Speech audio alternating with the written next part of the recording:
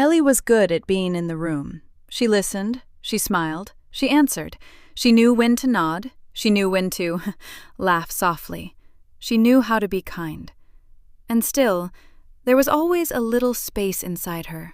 Not a wall, not coldness, not indifference, just space. People sometimes called it distance.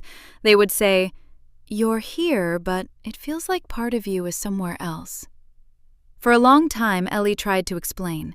She would say she was tired, or thinking, or distracted, or that she did not mean to seem absent. She wanted people to understand that she cared, that she was listening, that she was not rejecting them.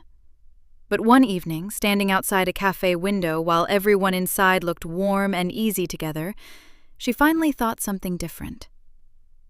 Maybe I am not distant. Maybe I just notice everything. She noticed the tiny pause before someone answered, the smile that arrived too early, the hand that moved away from the table, the person who said, "I'm fine," with a voice that had no fine in it. The room becoming quieter, not because it was peaceful, but because everyone had felt something and decided not to name it. Ellie had always noticed these things. When she was younger, she thought everyone did. She thought everyone could hear the difference between silence and safety, between calm and exhaustion, between kindness and the fear of being disliked, between a person who was resting and a person who had simply stopped asking for anything.